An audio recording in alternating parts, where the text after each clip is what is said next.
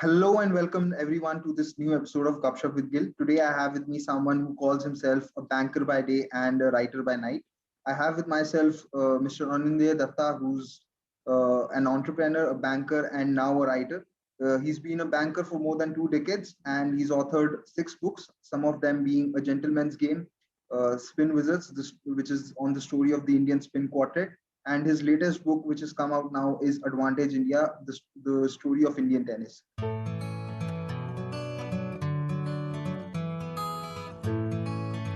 Welcome on in there, sir. Thank you for taking out the time for us and speaking to us It's about a your it's a pleasure book. being here. Absolute pleasure being here, Gurpreet. Thank Very you. happy to be here. Now, why don't we just begin by asking you about how did this transformation come along? When did you plan to become a writer? How did it come along? Because I've looked up on your career and I checked on your LinkedIn. You've been a pretty heavy weight banker. You've worked with a lot of multinational banks, so it also comes along with a lot of its work pressures, work hours. You were looking at 10, 12 hours a day of office work. So how did, in between all of that, you manage to write these books, and where was the source of inspiration? It's an interesting question because first you said that when did I plan to become a writer? I didn't plan to become a writer. I never thought I would be a writer. So I went 20 years of my career without writing anything outside the office. So of course I was writing client reports, whatever. But other than that, wasn't really writing anything on sports whatsoever. And because I was a banker who worked across the world in different locations, um, a lot of the time it wasn't possible even to follow cricket closely, which always was my first love. So there were periods actually when I guess I lost track of what was going on for a while. But then what happened was, I guess about 8 years ago, um, one day I came across this website in Australia, and I wrote an article and I just sent it there because I felt strongly on the topic. And the next day they had published it, which was okay because I guess I I always wrote reasonably well because of all my business practice. But then I'd never written on sports. So I didn't know how the reception would be. But what happened was I saw a lot of people commenting very positively on it. So I wrote another one, and the second one I wrote was on bowling spells.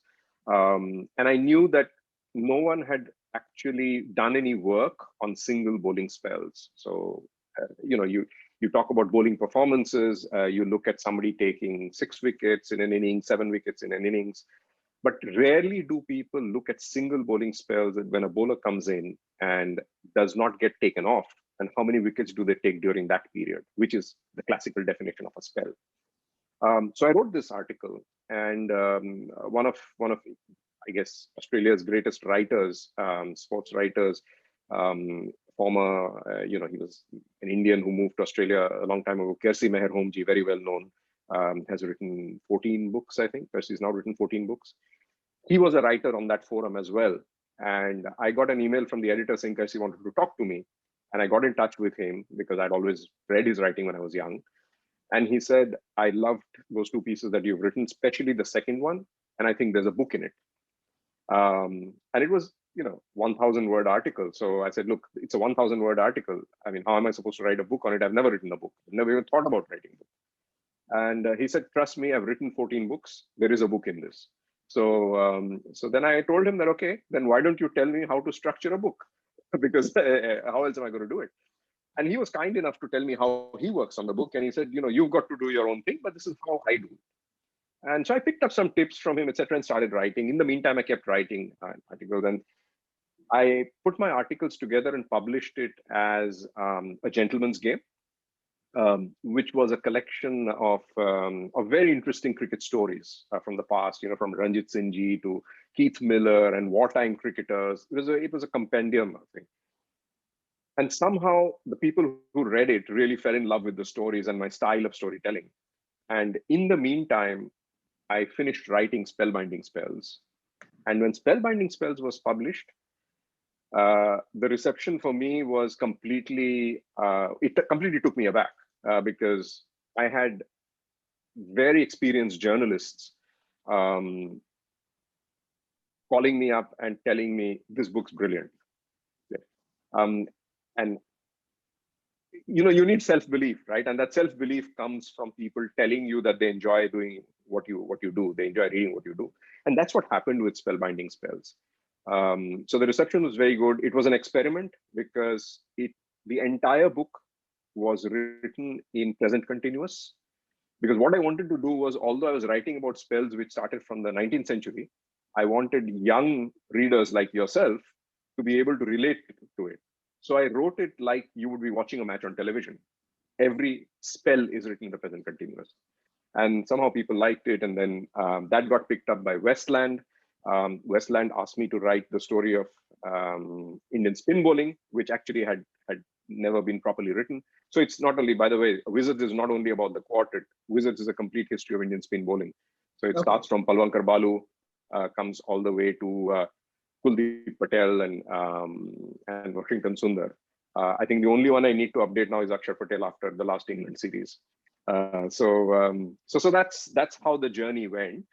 And in the meantime, a couple of years ago, I left banking and became an entrepreneur, where I've combined my two interests, which is leadership and sports. And I've put together a firm called Two Roads, which does a lot of work which straddles that space.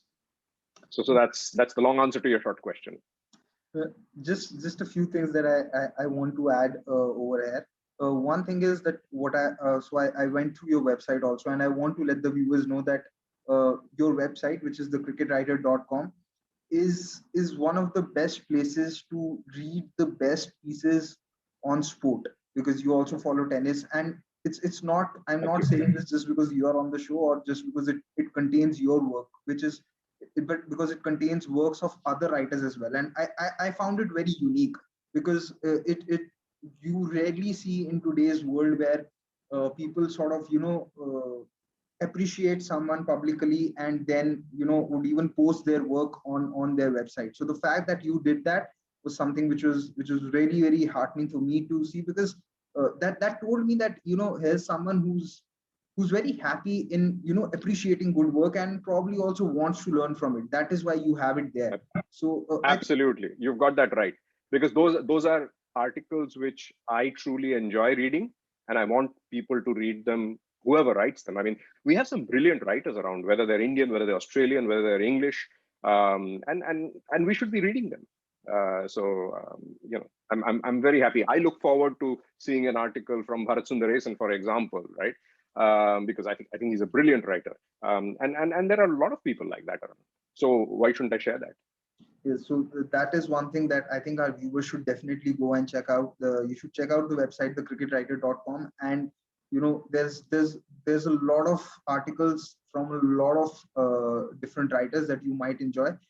The other thing that you mentioned, I just want to sort of add to my experience of cricket, where you mentioned that you now have to update it for Akshar Patel. So I have started watching cricket in 2003, 2004, and I'd only heard stories about the 2001 Test series, the 2002 NatWest Trophy chase. So I've personally felt that when I saw that Gabba Test match, it was an amalgamation of those two wins, youngsters coming together and pulling off an impossible Test victory.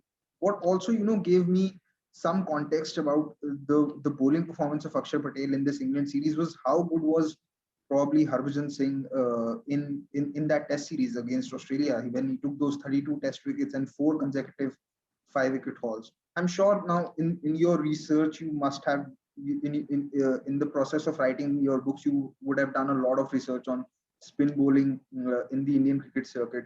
Do you also personally feel that performance by Harbhajan Singh in 2001 versus Australia is perhaps the greatest series performance by an Indian spinner, or do you think there are other better performances which have probably not been written about?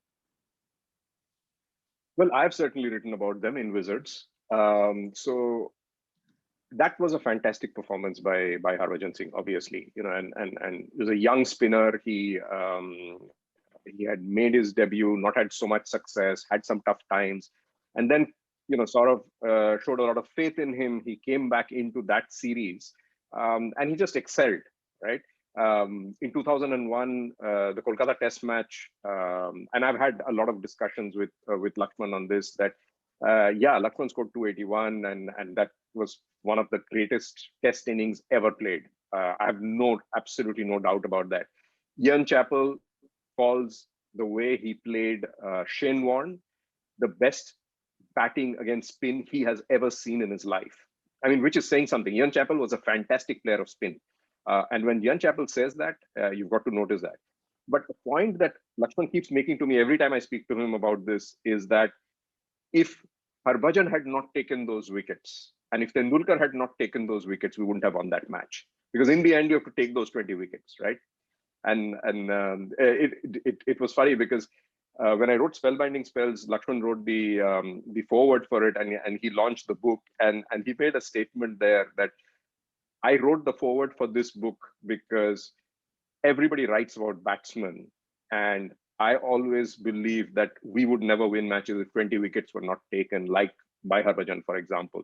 I think it was a very important performance. But if you go back to in time, Indian spin history is much longer, much richer than just Harbhajan Singh. So he's a middle addition to some very great spinners. I think he's not even. I mean, I'm going to go on a limb saying that I don't think he's the best off spinner India has produced. Irapalli Prasanna was a far greater off spinner. Okay. I mean, the kind of guile that Prasanna had was unbelievable. You had Subhash Gupte, probably the best leg spinner the world has ever seen. I mean, Gary Sobers has twice said he was better than Shane Warne, and Sobers has seen them both bowling. You had Bishan Bedi. I mean, by far probably the greatest left-arm spinner of all time. Now, Bishan would say, he looks up to Headley Verity. Yeah, Headley Verity was an unbelievable bowler who I have obviously not seen because he was pre-World War. But you had Bishan Bedi, you had Prasanna, you had Chandra, who was an unbelievable leg spinner. So when you compare to them, Harbhajan was probably not as skilled as them. Harbhajan was a great trier. He he made the best of the circumstances. He was an amazing bowler, right? But I don't think he was at the level of those three. And then you have Kumble, which is a completely different kind of bowler, right? So Kumble always makes this joke that everybody always told him that he doesn't know how to spin the ball. So when he retired, he basically told everyone, I hope they think I can spin the ball a little bit, right? Yeah. After 600 wickets. So I think if you go down, you see Ashwin bowling now. I think Ashwin in the last couple of years or 1 year has completely transformed himself into a really, really good off spinner. He went through a spell in the middle where he was experimenting too much. He wasn't bowling the off spinner enough. The stock ball wasn't being bowled. But now he's really made it. So we've had a tradition of very great spinners, and Harbhajan is one of them.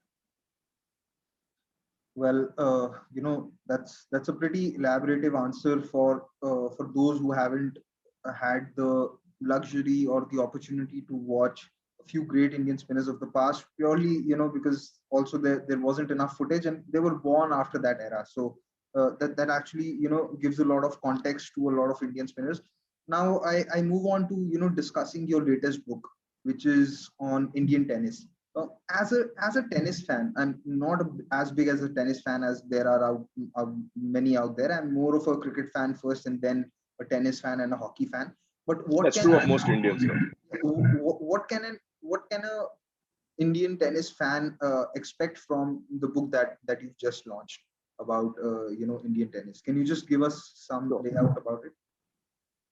Absolutely. So it's called Advantage India: The Story of Indian Tennis. That's what it looks like. What I wanted to do with Advantage India was actually tell the story of Indian tennis, because it's not only people in your age group, Gurkirat. It is people like Mahesh Bhupati, Leander Paes, Enrico Piperno, who was Leander's coach. Um, People of that generation don't know the history of their sport because it's never been written. So it's the first time we've written the story of Indian history and Indian tennis.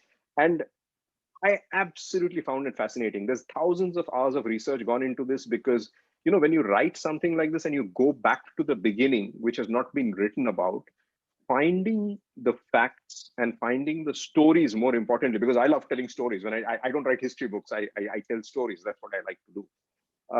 You really have to go and dig deep. And that's what I did for this. So I'll tell you, everybody, even in my generation, the first name they would think of would be Ramanathan Krishnan, because Ramanathan Krishnan, twice Wimbledon semi-finalist, the greatest singles player India has ever produced. And I don't think that has changed regardless of my research and regardless of the book. Ramanathan Krishnan, in everybody's view, continues to be probably the greatest tennis player that India has ever produced. Right? You ask Leander Paes, he will tell you the same thing. But the story of Indian tennis actually goes back 75 years before Ramanathan Krishnan. Okay. 1885 is when the first tennis tournament was held in India in your home state, actually. The Punjab Lawn Tennis Championship. That's where Indian tennis started, at Lahore. And then you had Allahabad, you had, Eastern India, some tournaments, then you had the West coming in. So that's how tennis grew. But Punjab was the home of Indian tennis to begin with. And when you think about it, 1885 is 7 years after Wimbledon. So you're actually talking about the first Indian tennis tournament 7 years after Wimbledon started. I mean, think about that context. So it's just incredible as far as I'm concerned. You said that the first tournament was played in Punjab, and that is where the sport of tennis started. But if you that comes as a huge surprise, because if you usually talk to people who are from Punjab, or North Indians who are Punjabis and not living in Punjab, they would all actually associate more with the sport of hockey as being a sport that has originated from that state than tennis. So it comes as a huge surprise. So I definitely think it will make for a great story. So tell us a little bit more about the progress of the sport from there. Yeah, there's a good reason for that, and there's a good reason why people from Punjab would think about hockey before they think of tennis. Because when tennis first started in Punjab, there weren't too many Punjabis playing it.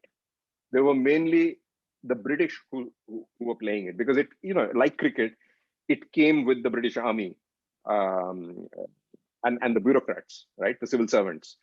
And so they set up their clubs, and that's where they started tennis, because tennis had just started in England. Tennis has been there from the 15th century, but tennis in the form we know it today basically started at Wimbledon in 1877, and that's the format which started in Punjab as well. But the first, I guess, 10-15 years there were some local players, but mostly it was English who were born in India, or English who came from England, and that's probably why the hockey thing comes. So it's a fair point. What happened thereafter was that a lot of Indians started playing. So, if you get to the early 20th century, you've got 1910, 1911, you see the first Indian tennis players play at Wimbledon. So you've got a gentleman called B. Nehru.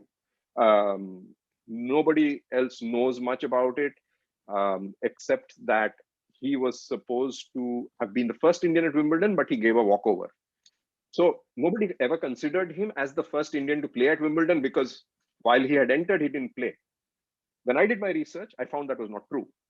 So Wimbledon actually, when in the beginning, they had this thing called the plate. They had the normal, and then they had the plate. So the losers of the first and second round played the plate.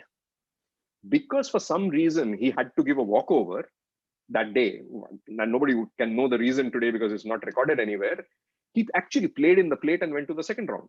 So technically he was the first Indian to play at Wimbledon.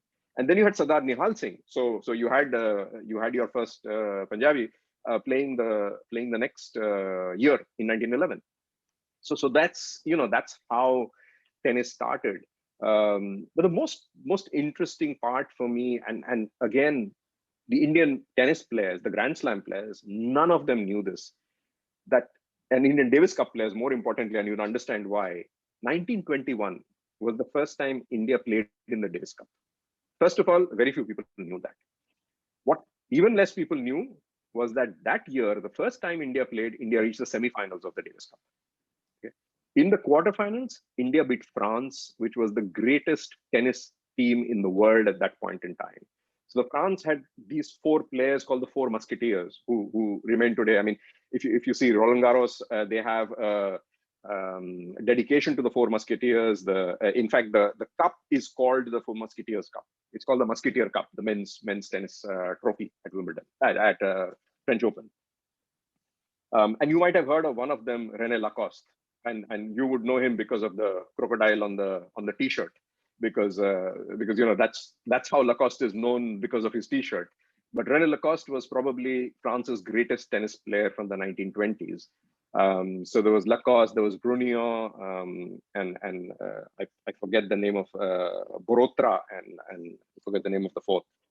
So anyway, India met this team in the quarterfinals. They stunned them, and they reached the semifinals. Funnily enough, the semifinal was with Japan, and it was played in the United States in winter, in open air. India was not used to the cold, and they lost to Japan, right? But just think about that. The first time India played the Davis Cup, we reached the semifinals, right? And then from a tennis perspective, 1925, and I'll talk about this gentleman a little more because I'm just fascinated by a story. A gentleman called Sidney Montague Jacob, Englishman born in the Punjab. He was Punjab's agriculture secretary at one point in time. He reached the semifinals of, we have French Open going on, right? So the French Open's precursor was called the French Championship, which was also held at Roland Garros on clay. He reached the semifinals. He beat, if I'm not mistaken, he beat Brunion in the third round. He beat that year's Wimbledon semifinalist in the fourth round, and he lost to Lacoste in 4 sets in the semifinals. And he was also seeded 8th for that tournament. So he was the highest seeded Indian before Ramanathan Krishnan. Not Wimbledon, sorry, at Roland Garros. So he was the highest seeded Indian at a Grand Slam before Ramanathan Krishnan. And nobody remembers Sidney Jacob. And I'll tell you, if you give me 2 more minutes, I'll tell you a very interesting story about Sidney Jacob, which I think you will enjoy, and which has been completely lost until I wrote the story. So 1919 Jallianwala Bagh massacre.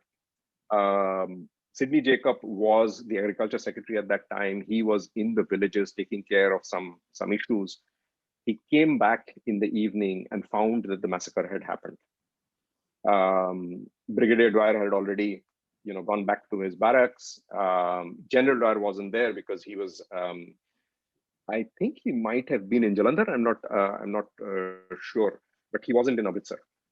And what happened was Sidney Jacob was one of those Englishmen who were very, very, he felt Indian. In his heart, he felt Indian. So when he played in any of the then Grand Slam tournaments, he played under the Indian flag. He played under the British Indian flag, which existed at that time. He didn't play as a British citizen. He played as an Indian citizen. Okay.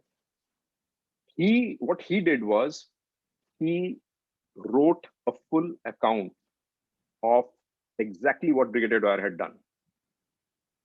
He couldn't stop it, but he did the next best thing. So he wrote that account. He drove 3 hours to General Dwyer, woke him up at 3 a.m. in the morning, made him acknowledge and stamp that report. In the end, if you remember history, Brigadier Dwyer, when he went back to Singh, the only punishment that he got was his pension, and his rest of his life after he retired was destroyed because of what he had done at Jallianwala Bagh. And that was the only retribution that was done. And that retribution happened only because of the report written by Sidney Jacob, who was a tennis player. Well, that that actually, tells us one other thing which, a lot of people debate about. A lot of people, even in today's times, actually talk about that sports and politics and society don't go in hand together. But we've had countless examples on this show where it's always proven the otherwise, that sports is in a way a force or an enforcer of change to bring in the society or politics through somewhere or the other. And this is just one example which dates back more than 100 years. So I think, by the end of the series or the show, we'll have enough evidence and enough anecdotes for people to understand that sports can never really be separated from politics, because it is what unites people in more ways than one. And I think this is another one great example of it. So, Sports is life. sorry, Sports is life. for people like us, it definitely is, because we can't think of anything else. It's the one thing that keeps moving in our heads and occupies most of the mental space. And yes, I completely agree that it is life, because I personally keep saying that I've learned a lot from sport than what I would have done in any classroom. Most of the things that you're taught about, you eventually sort of learn it in some way or the other while on the playground playing a team sport or an individual sport. So it's definitely, one way to live life, if it's not the only way, for sure. It's an interesting point which sets me thinking, because if you go forward from an Indian tennis context, go forward what 30 years roughly from that Roland Garros tournament of 1925. You come to Ramanathan Krishnan, right? I mean, we'll go back and talk about a couple of other people who I think are incredibly important for Indian tennis. But there is a reason why I'm talking about Ramanathan Krishnan here. Ramanathan Krishnan played at the cusp of the Open era, right? That was the generation which had to make a choice between being an amateur and a professional. And the difference was tremendous, right? If you went over to a Wimbledon quarterfinal, they gave you a 50-pound voucher with which you could buy clothing. Okay. That's pretty much one of the things that you got paid. Ramanathan Krishnan was given the choice of making, I can't remember the number now, but I think it's the equivalent of over $1 million over a period of time, right? At that point in time. It was unthinkable amount of money if he turned professional. And he was chased by the group, right? He took that decision. And the problem was that if you became a professional at that point in time, you could not play for your country, the Davis Cup, which was amateur, and you could not play in the Grand Slams either. So they had pro championships where you could play. So Rod Laver took that route. He went, and Ramanathan Krishnan chose not to. He said, no, I want to play for India. When I go to Wimbledon, I want to play as an Indian representative there. I want to play Davis Cup for India. Imagine the kind of, I guess, love for your country, your love for the sport has to be there to prevail over the lure of money at that point in time. And I have such a lot of respect for Ramanathan Krishnan for what he did. And then, of course, once the Open era came and they allowed back professionals into Grand Slam, it wasn't an issue anymore. But by that time, his age was already a bit more than when he was at his prime. That's again where sport and your conscience, your way of looking at life, I think they come together, and it's really important. Well, I think from what you've told me, Ramanathan Krishnan's story is one which is worth telling at the school level in many schools of India, because, like you said, of the choices that he made at that point of time. But it's unfortunate that, it's a story that isn't discussed much. In fact, I'd be very honest and say that I also didn't know much about him. My knowledge of tennis is probably till, from, say, Vijay Amritraj and Prakash Amritraj, and then the more modern players that we have in Leander Pace, Mahesh Bhupati, Sania Mirza, Somdev Devarman, and all these people. Now, I want to know that what do you think was the impact of Leander Pace's bronze medal in Atlanta Olympics? How do you think that the game changed in India after that moment? A lot of people say that it was a watershed moment of Indian tennis, but what do you think? And how much do you think it changed after that bronze in Atlanta for Leander?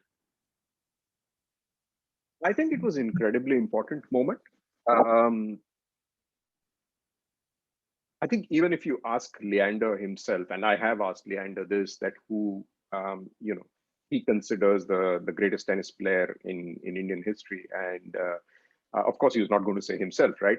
But I was curious to know who he would say, and I talked about singles players, and he said Ramanathan Krishnan. Twice Wimbledon semi-finalist, world number 3.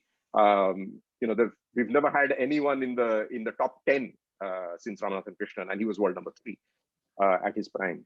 So Leander himself, I don't think was, and he'll be the first to admit this, that he was at a level where in singles he was top 10 in the world, or would have ever been in that kind of thing. I don't think his game was suited to that, and he knew that.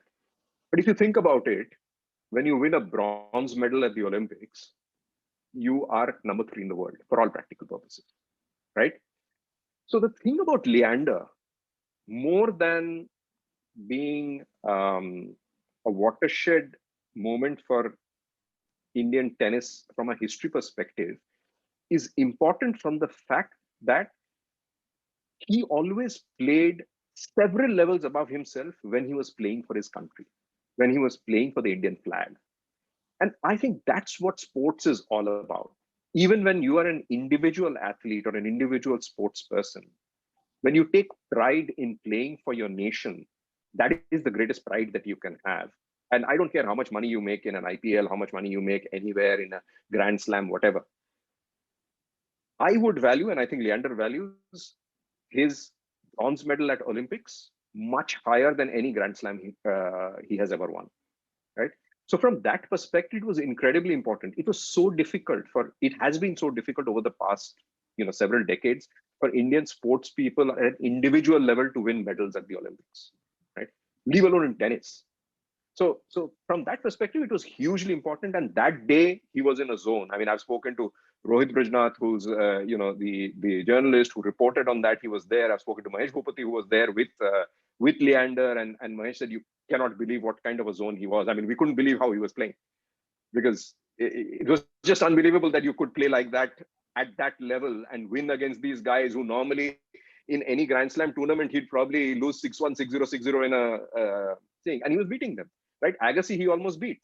And Agassi writes in his book, I recommend you read Agassi's book called Open. You have read that. It's incredible. I mean, you know what he writes about Leander, right? What does he call him? The jumping jack from Bombay, right? And he's very true. He basically says that Leander was hitting impossible shots, right? And he was just all over the place, and he was hitting impossible shots. But somehow those shots were coming in, and those shots were going right, and Agassi couldn't return them, right? So he had to raise his level to be able to beat Leander, and he just about did. If Leander had finally won that match, we could be sitting here talking about a silver medalist or a gold medalist at the Olympics as well. But that bronze was unbelievable, I think. You mentioned a very important point, that it's just the fact that it was an individual medal was such a big thing, because we've not, up till that time, we were not used to it. I'd say up till 2008, 2012, where we won Abhinav Bindra, yeah. We weren't really used to it. I think 2012 we won 6 medals, and all of them were in singles, were in individual sports. So we were definitely not used to it, and perhaps it was not only a watershed moment in Indian tennis, it was probably a watershed moment in Indian sport, in terms of the achievement that you look at it. Absolutely. Now, we've spoken about Leander. What do you make of, or what do you have to say about the other people who've been the face of, say, Indian tennis over the last few years? Say someone like a Mahesh Bhupati, Sania Mirza, and for there was a small peak for someone like a Somdev Devarman as well, where he absolutely to the first rounds of Absolutely. Grand Slam. So where Yeah. do you think I I think Mahesh is was absolutely an amazing player. And he and Leander played so well together. They just gelled so well. And you know the thing with I have this whole chapter on doubles in my book. I have this very funny thing. There's someone on Amazon who's given a rating of 4 out of 5 for my book, and his rating sounds amazing. He loves every part of my book. He does not like the fact. The reason why he didn't give me a 5, and I've taken a screenshot of that. The reason why he does not give me a 5 is because he doesn't agree with me that doubles is a very important part of the sport, right? Which I thought was a very interesting way of looking at it. But I've written a chapter on doubles, and I've written a chapter on doubles for a very good reason. I've written a section on doubles, Indian doubles, because I think doubles for India obviously is very important. But I've also written separately a chapter on playing doubles and what goes into doubles and why doubles is important. You know, the greatest players in the world play doubles, and they play doubles because they want to be quick at the net. They want the reaction times to be good. When the ball comes suddenly to you, even as a singles player, if you are a doubles player as well, you react that much faster, which is why a Roger Federer, a Rafael Nadal, a Djokovic, they play doubles, right? And they practice in doubles because to develop that skill. So what happened, I think, for India is that you had Bhupati and Pace who gelled extremely well together. They were perfect as a player as long as their egos didn't clash, which unfortunately it did, and you know all kinds of things happened, so they fell apart. When they were playing together, they were amazing. But Bhupati as a doubles player is a fantastic doubles player, as is Leander as a doubles player separately. So if I think a lot of people don't realize that the first Indian Grand Slam winner is actually Bhupati, because Bhupati won the first mixed doubles with Rita Hiraki of Japan. And that's where that journey started. So then Leander won thereafter, and then Leander and Bhupati won a few. Then Bhupati won with Sania. So and then Bopana had a couple of wins right at the end. So I think it's a very important part of Indian tennis, especially for the modern generation, because they have only seen doubles. Like people like you have only seen our preeminence in doubles. And it is thanks to people like Bhupati, people like Leander, Sania, Bopana, that Indian tennis has sustained its interest among its fans over the past several decades. But just coming to your question on Sania, I think that merits some discussion, because I think the country underestimates Sania Mirza, underestimates the impact that Sania Mirza has had on women's sports. Let's remember this.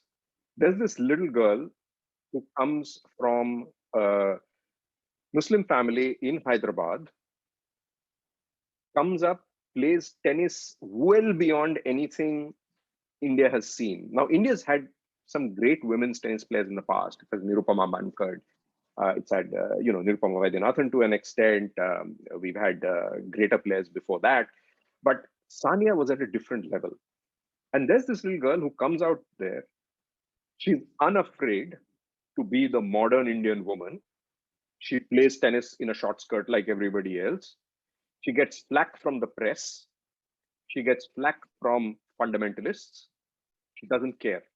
She bears all that with fortitude. She goes on to become a Grand Slam winner in her own right. And the journey she goes through, a lot of people don't realize, because she was a singles player. She had a fantastic forehand. She still has a fantastic forehand. Her weakness was a bit of a backhand. The forehand was unbelievable. And with the strength of that forehand in singles, she went up to 27 in the world, which is no joke in women's tennis, right? Coming from nowhere. So she goes up to 27 in the world. And the reason why she didn't progress beyond that was that she had wrist injuries, she had knee injuries, and she decided correctly that she needed to go to doubles to lengthen her career and achieve what she wanted to do, which was rise to the top of the world. In singles, she could not physically because of that, right? So this girl moves to doubles. And in doubles, she adapts and plays so well that she becomes #1 in the world. And at number one in the world, she's the first Indian woman in any sport to be number one in the world. This is before Saina Nehwal. This is before Sidhu. She's the first person to become in an individual sport number one in the world. So she's a real trailblazer, and she's done incredible things after that also, and people don't realize.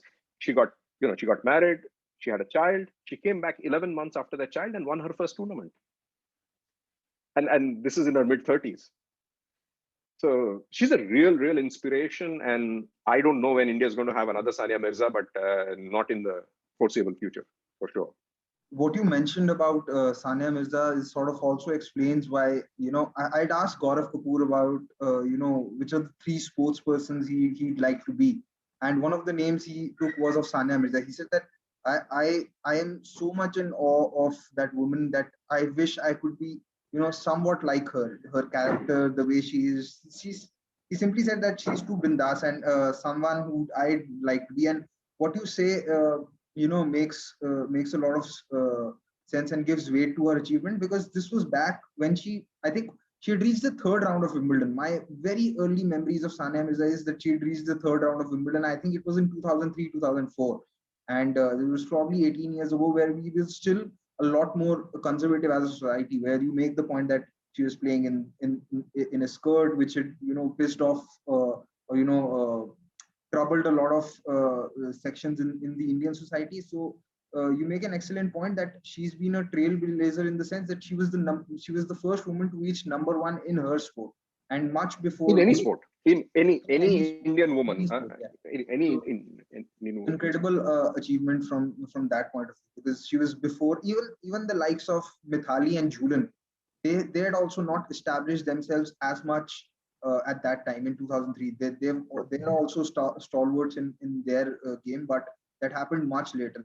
I think they'd only been into their careers 3 or 4 years when Sania Mirza came in. And the thing that you mentioned about her forehand, uh, I had the opportunity to watch IPTL in Delhi, and some of the forehands were like you blinked and you missed it. They were so fast, and they were actually few of them were faster than what the men's tennis players hit. So rocket forehand without a doubt. I can tell you about 3 years ago. I think it was about 3 years ago, when the year-ending WTA tournament used to be played in Singapore. So because I live in Singapore, and the stadium's about 1 kilometer from my house, so I go past it on my walk every day. I bought tickets just for the final of the doubles, right? And I bought the tickets in the second row behind the server, in the middle. I saw that there was one seat available, and I bought that, right? 5 days before the thing, I bought that, anticipating that Sania and Martina Hingis would get to the final, right? So I was sitting there that match when Hingis and Sania won the WTA doubles, and I can tell you, I had my jaw open the entire time watching them play. I mean, that forehand, watching Hingis at the net thereafter, I mean, they were perfect. It is just perfection in terms of doubles. Were you also sort of praying that if the forehand doesn't come your way or hit you, because she really packs a punch? Yeah. But I enjoyed sitting behind them, especially when watching her hit that forehand. I mean, it's incredibly powerful, right? I mean, it's incredibly powerful. Now, I am myself, though, a Roger Federer fan, but I've seen you write a lot about Rafael Nadal. Why don't you speak about your love for him? What is it that you admired about him? I read your article, and it said that probably for the first time when you were watching Nadal in 2004 or 2005, that both you and your wife were on agreement about cheering for one player, or on agreement on watching something together. So I think we were both in love with one player. Let's put it this way. Yeah. So it's the only time I've professed love for a man. Let's put it this way. So no, the more seriously, Nadal for me is the epitome of everything I would want in a sports person. Roger Federer, I think, is smooth as silk, right? I don't think we will find another player with that kind of all-round skills who looks effortless in everything that he does. Of course, it's not effortless, right? I mean, what decades of work go into looking that easy, making things look that easy, right? So Roger Federer is a genius in his own right. Right? Why I like Nadal even more is that Nadal has the kind of spirit that I like in a sports person.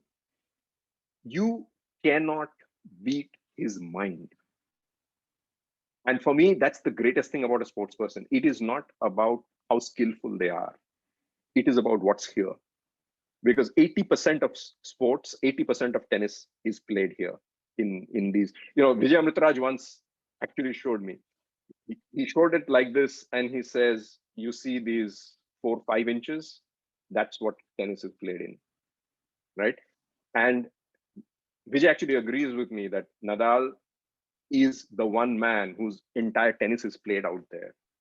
So, which is why people find it impossible to beat him. Because, when someone beats him, you have earned it. I mean, he has never, ever given anyone an easy victory. Other people can be sick, whatever, he would never give up. It doesn't matter, right?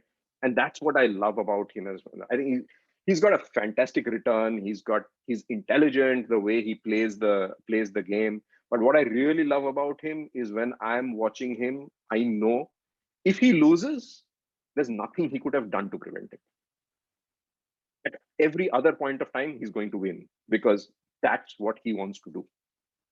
And I have huge respect. I've read his book, and for me, his greatest achievement remains winning the Australian Open when he had that long 5.5 hour semi-final with Fernando. With Federer, right? I think it was in 2009, and then he played Federer in the final. I read his book, and he spoke of how he had blisters in his toes, he had no energy, he hardly did the warm up, and up till 2 or 3 hours before the final, he was actually considering pulling out because he was so drained. And still, from that point, managing to win the game, I think that one victory remains his greatest. Of course, people would disagree and say no, some other win of his was greatest. But for me, that remains his best effort. What, according to you, has been his biggest or the best victory? 2008 Wimbledon. For me, that Federer Nadal match is not only Nadal's greatest win, it is the greatest tennis match ever played in this world. I have never seen a match played by, and I would say this in my lifetime, because obviously, I've not seen matches before that. People could say, there was a match, Bog beat somebody. I haven't seen all of Bog's matches, some of them, Connors, McEnroe, I haven't seen all of their matches. But in my lifetime, the matches that I have seen, there has been no greater match played than that 2008 in Wimbledon. It was just mind-blowing. It was mind-numbing in a way. I mean, that two people could play at that level for 5 sets, and until that last shot, nobody knew who would win, right? It's just, I mean, I suggest you and anybody else who's listening to this and watching this goes back and at least watches the highlights, and if possible, watch the whole match on wherever it exists, YouTube or wherever. You'll see what I'm talking about. These were two tennis players at the peak of their prowess, trying to beat each other at their best. And you can't get better than that. I mean, Djokovic at his best has never been like that. With due respect to all fans of Novak Djokovic. I mean, he's a great player, but that kind of thing, I have never seen him play at that level against anyone. No, I've seen that game and I agree because, it was just sometimes, the thing with longish tennis matches could be that they just become a serving competition. And, just rallies just go out of the window. One player is serving, you win the game at 15 or you can win the game at love. But this was a game where, games were actually going into first use, second use, third use, and the rallies just kept going on. You would never know when the rally would finish. So, yeah. But for me, the reason why I said that 2009 Australian Open was just the effort that had been put into the match before and how Nadal had literally no reserves. and no energy, and still and having managed to pull out a win. Now, And you know what the funny thing is, just to take a minute, you know what the funny thing is, Gurpreet, about this conversation we just had? We are talking about a man who half the tennis world believes can't play outside court, play. And we're yeah, talking about two matches, one on grass, one on hard court, as his greatest matches. I think, so, sometimes these perceptions just tend to stay with a lot of cricketers, even also, and a lot of sports person for no reason. And there have been a lot of myths. I think players understand that they have to live with it. Now, there's a myth that exists that Kohli cannot perform in knockout games because he chokes. There was a myth earlier that Sachin can only perform when India is losing. So I think as some people who follow the sport a lot, we need to sort of be like, okay, someone's want to say it, you can't really change that opinion despite all the facts that are there, but you just accept and move on. Now, I want to speak to you about the younger crop that is coming in, both in men's and women's tennis. I remember you had written about 7 or 8 players 3 or 4 years ago who were in their 20s at that point of time, or just turned 20, and you had said that they would be, the next generation. You had written about Alexander Zverev, you had written about Medvedev, and there was Boric you had written about, and one other player who's now number two. I've just forgotten his name. Uh, Well, Dennis. I'd written in that article, I think, about Thiem as well, but Thiem was slightly older than them at that point in time. Um, and who was that? Medvedev, yes. Couple of Yeah, I can't recall who else. Shapovalov, I think, because Shapovalov was very young at that point in time. He had just beaten Nadal at Toronto or something like that. So yeah, I remember writing that. That was about 5 years ago, I think. Are you happy with the progress that they've made so far in the last 4 or 5 years? But even then, it was going to be tough to see which one of them would actually, mature enough, or which of them would mature.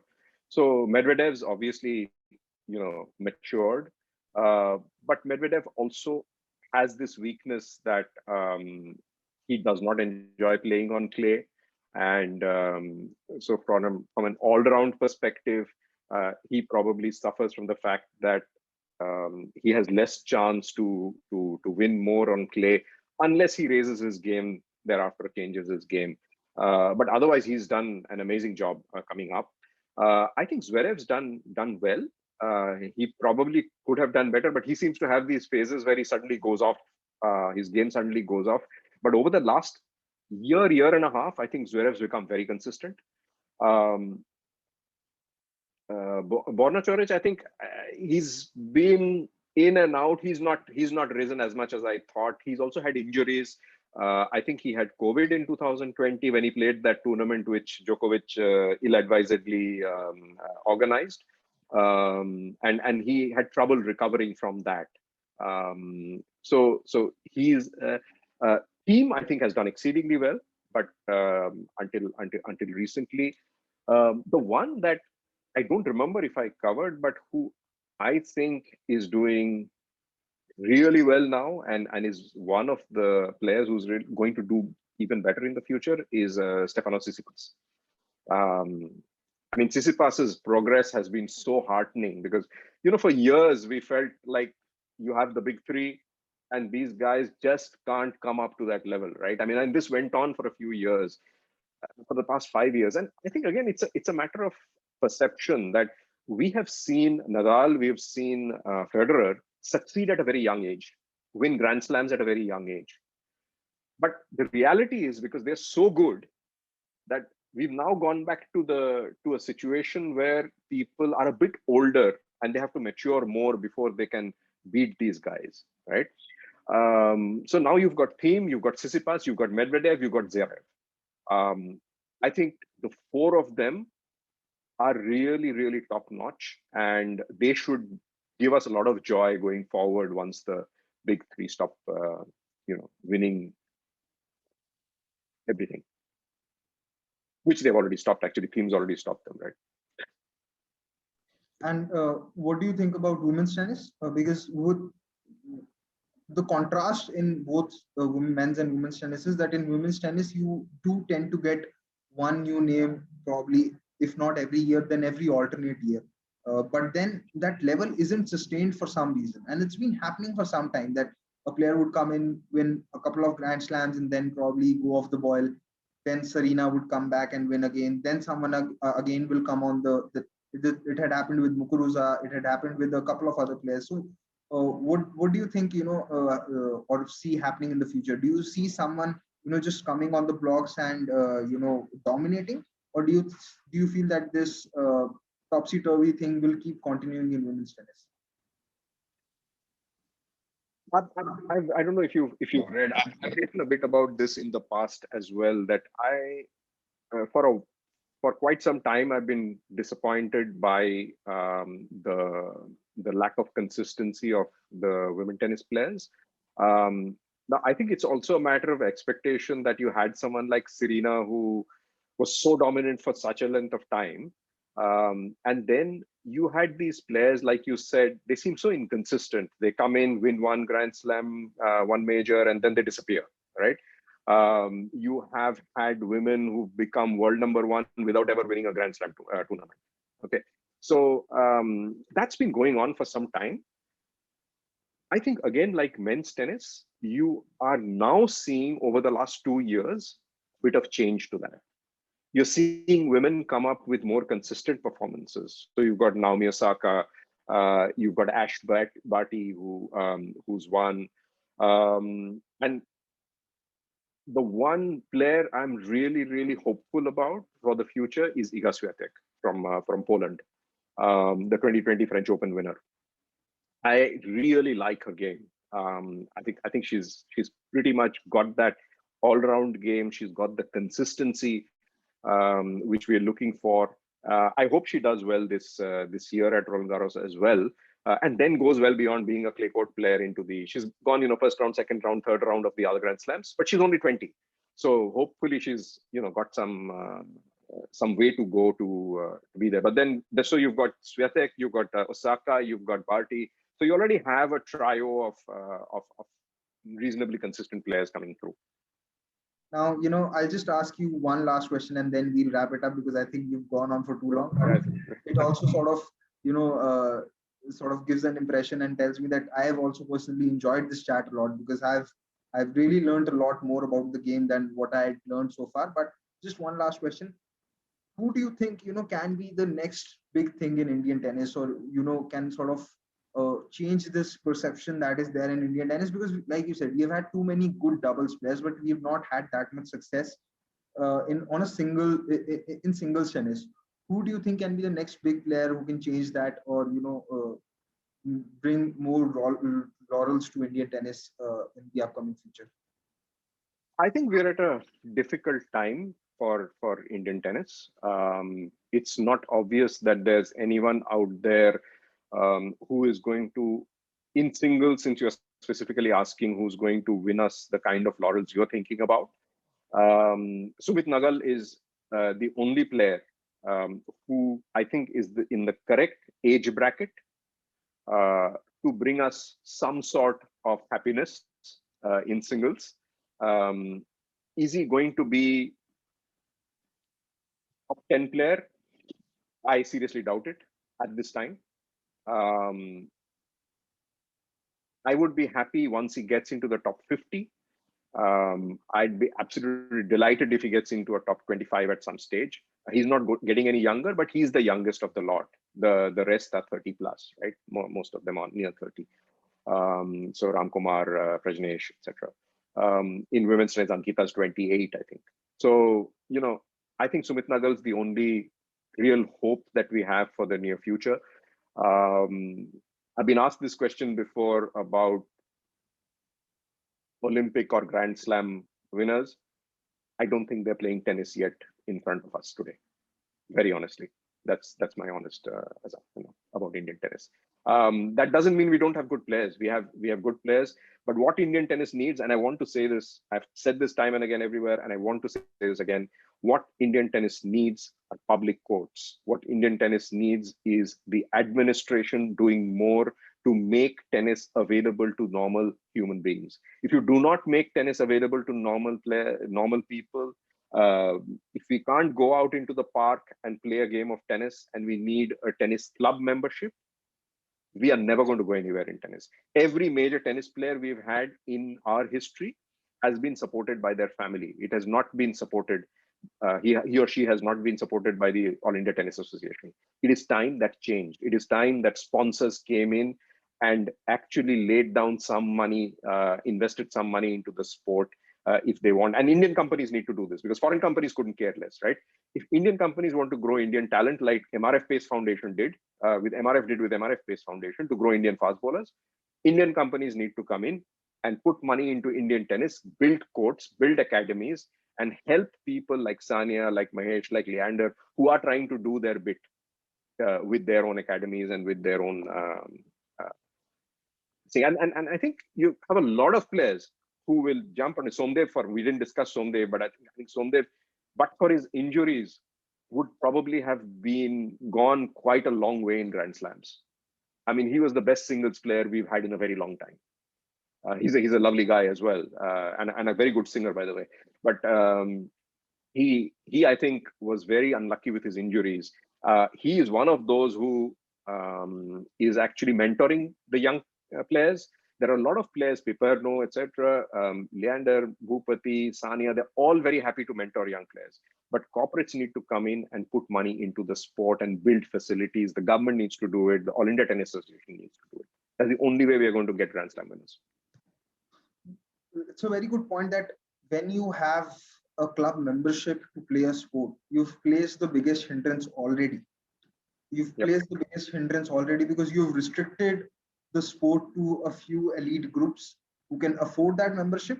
Not to mention that the tennis rackets don't come cheaper. I'd say that even one of the most basic level of tennis racket that you have to buy, it will cost you around 500 rupees, and it's something that not everyone can afford. So we have regressed. I'll just take 30 seconds more. We have regressed as far as tennis is concerned. If you read my book, go back to people like Premjit Lal, Jaideep Mukherjee, some of the great players of the Ramadhan Krishnan's age. The Indian circuit used to exist at that point in time, where they would go all over India. The top 20 players in the world would come every winter to India and go all over the country playing. They would go to villages, they would go to small little towns in Punjab, in Andhra Pradesh, where they describe open tennis courts with lights hanging, light bulbs hanging over it, where the world's top 20 players would go and play, right? And this is 1950s, and we have regressed from there 70 years later to where we are today. Well, here's to hoping that we have better times ahead for the sport and better times ahead as a country, where we grow not only in tennis but in other sports as well. With this, I'd like to end the show and thank Mr. Anindya Datta once again for taking out the time and enlightening us with so much about not only Indian tennis but also a little bit about Indian cricket and the spin bowling, which has been an Indian cricket heritage. And hopefully we see him once again, and hopefully we see him write a lot of books on Indian sport. He's written one on Indian tennis. Hopefully he ventures into other sports as well and brings us a lot more about Indian sporting culture and heritage. And that's it from me. I hope you all enjoyed the show. I hope Anindya the show. If you like this show, please share it with your friends and don't forget to subscribe to the YouTube channel. Thank you once again. Goodbye.